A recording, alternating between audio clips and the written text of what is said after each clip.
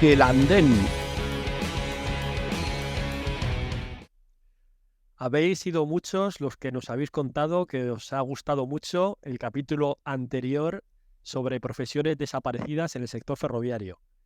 Así que en este capítulo os traemos más profesiones para completar toda la lista. Así que veniros de paseo por el andén de Factor Ferroviario y no os perdéis ninguna.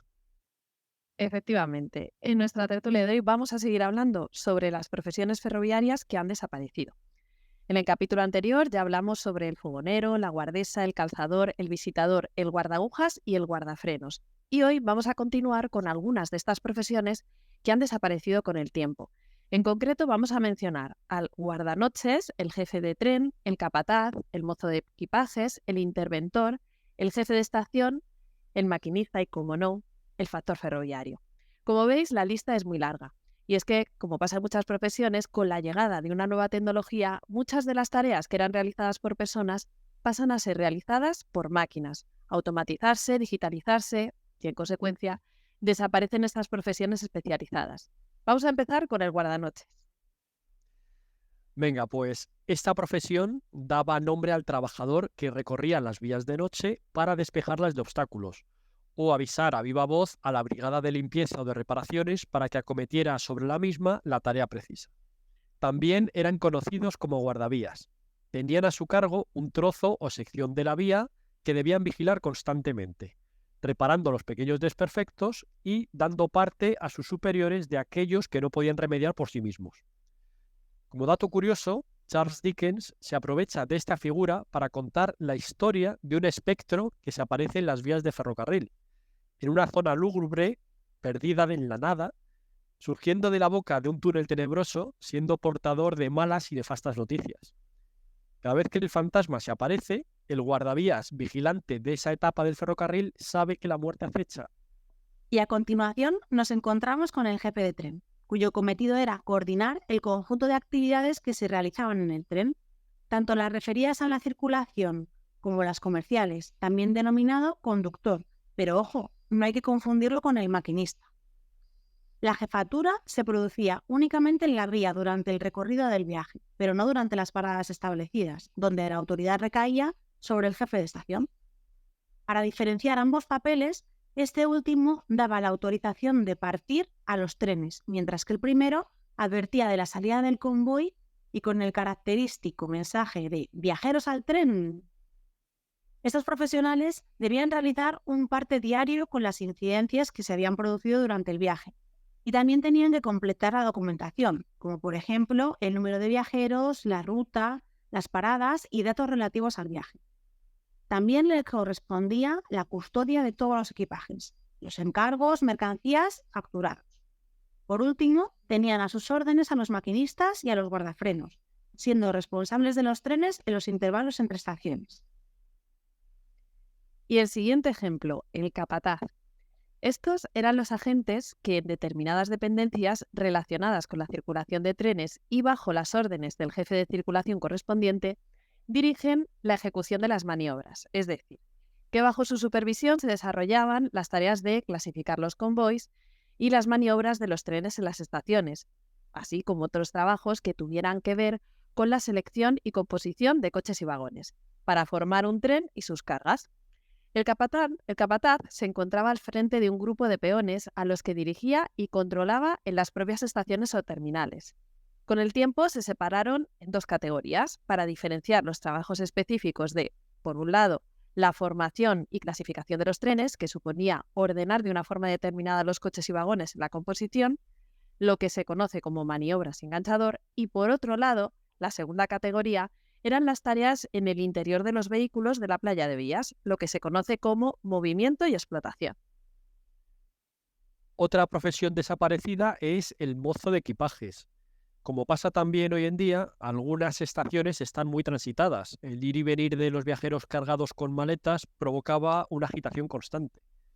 Y aquí aparecen los mozos o maleteros, que llevaban carros con maletas, ofrecían su mano de obra con una sonrisa y eran por lo general hombres rudos, zalameros y con mucha picaresca ironía. Buscaban al viajero más cargado para aliviarle de su pesadilla. Normalmente eran trabajadores que estaban al margen de cualquier contrato laboral con las estaciones, pero el jefe de estación y la Guardia Civil o la policía sabían perfectamente quién era cada cual. El servicio prácticamente se hacía a la carrera, porque debían intentar hacer el máximo de deportes en cuanto el tren paraba en la estación. Y hasta que otro convoy hiciera su entrada, permanecían en corrillos pues contando historias o bebiendo en la cantina. Bueno, ahora le toca el turno a la figura del interventor. Esta figura es quizá una de las más conocidas, ya que su trabajo le hace presente en todas las relaciones que el ferrocarril tiene con sus clientes, una vez el tren se halla en movimiento. Los viajeros los conocemos coloquialmente como los revisores. En algunos lugares incluso reciben el apodo de el pica, porque perforan los billetes para validarlos. Dentro del reglamento se establecía que su función era la de ejercer el control comercial del servicio, para lo que deben fiscalizar el acceso a los trenes de viajeros, su distribución y el orden en el interior de los coches. A los interventores se les exigía ser educados, ya que tenían trato directo con los pasajeros. Necesitaban poseer buenas habilidades comunicativas, tener habilidad para tratar con pasajeros difíciles o peligrosos, y un conocimiento más que correcto de las operaciones matemáticas, ya que tienen el manejo del dinero y tenían que efectuar los cambios correspondientes. Y ahora vamos con los jefes de estación. Estos profesionales eran agentes que tenían como emblema la representación de la empresa dentro y fuera de la estación, entre otros aspectos, ya que se trataba de la máxima autoridad de la compañía en su ámbito de actuación y responsable de lo que ocurría en la estación. Evidentemente, esto se manifestaba en su trabajo, pero también en su apariencia y en el vestuario. Trabajaban con cometidos muy específicos y eran responsables de las personas que trabajaban directamente en la estación, como por ejemplo los factores. Esta figura es una imagen paradigmática del trabajo en las estaciones, visible para los propios ferroviarios y para los usuarios del tren. Principalmente organizaban, dirigían e intervenían en las diferentes operaciones de circulación, factoría y reclamaciones. Y ya para terminar la tertulia de hoy, acabamos con la figura, no voy a ser otra, del factor ferroviario, que era el agente cuya misión era de enorme responsabilidad, ya que aseguraba la circulación de los trenes de manera segura. Eran responsables de las estaciones y asumían el cargo de jefe de circulación y solían estar a las órdenes del jefe de estación. En definitiva, nos encontramos con muchas profesiones desaparecidas, que se sustituyen por otras o que directamente pasan a la historia y que sabremos de su existencia gracias a los registros y a las fotos antiguas. Bueno, pues con esto finalizamos nuestra tertulia de hoy. Esperamos que os haya gustado. Cualquier comentario, como siempre, será bienvenido porque estamos seguros que alguno conocéis alguna profesión más. Dejádnosla en los comentarios.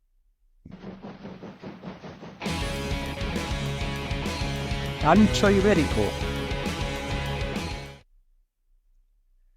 Como siempre, terminamos el programa con nuestra sección Ancho Ibérico, haciendo un repaso a los trenes de la geografía española, y hoy le toca el turno al tren serie 121. Pues empezamos con el constructor de este tren, y este tren está construido por CAF y su motor está suministrado por Alstom. Hay un total de 29 unidades de este modelo serie 121. La composición mínima del tren consta de 4 coches con configuración MC, M, M, MC. Este tren tiene capacidad para adaptarse tanto al ancho de vía ibérico como al ancho internacional. El tren cuenta con una alimentación bitensión, siendo de 25 kV en corriente alterna para el ancho internacional y 3 kV en corriente continua para el ancho ibérico. La potencia que es capaz de desarrollar este tren es de 4.000 kilovatios en ancho internacional y 2.500 kilovatios en ancho ibérico. El tren cuenta con 8 motores asíncronos del modelo Alstom MTA 550H. Se utilizan 4 convertidores con tecnología IGBT. Además, otros 3 convertidores auxiliares. Este tren puede alcanzar una velocidad máxima de 250 km por hora en ancho internacional y de 220 km por hora en ancho ibérico. El tren serie 121 tiene un total de 8 ejes motores y 8 ejes portadores. El sistema de frenado del tren incluye freno eléctrico, freno neumático y freno de estacionamiento. El sistema de acoplamiento que monta es del tipo Schaffenberg. El tren cuenta con 2 cabinas de conducción. Y además está equipado con sistemas de señalización ASFA, RTMS y ASFA alta velocidad. Este modelo de tren tiene un total de 281 plazas, todas ellas en clase única, junto con una plaza adaptada para personas con movilidad reducida. Y ahora vamos a repasar los pesos del tren. El peso total es de 251,3 toneladas. El peso de cada coche motor de cabina en la clase turista es de 62,3 toneladas. El peso de cada coche motor intermedio en clase turista es de 63,1 toneladas. El peso de cada coche motor intermedio de clase preferente es de 63,6 toneladas. El peso de cada coche motor de cabina en clase preferente es de 62,3 toneladas. Y ahora repasamos por último las longitudes y dimensiones del S121. La longitud total del tren es de 107,36 metros. La longitud de los coches que cuentan con cabina es de 27,90 metros. La longitud de los coches intermedios es de 27,78 metros. Y por último, la anchura de la caja del tren es de 2,92 metros. Muy bien, pues hasta aquí llega el capítulo de hoy de Factor Ferroviario. Muchas gracias a todos por escucharnos, por darle al like, por suscribiros, por valorarnos en las plataformas de audio y de vídeo. Recordad compartirnos. Nosotros nos vemos la siguiente semana y acordaros de la newsletter factorferroviario.substack.com. Hasta pronto. Ay, bueno, eso lo puedes quitar. Venga. ¿Se puede salvar algo o empiezo?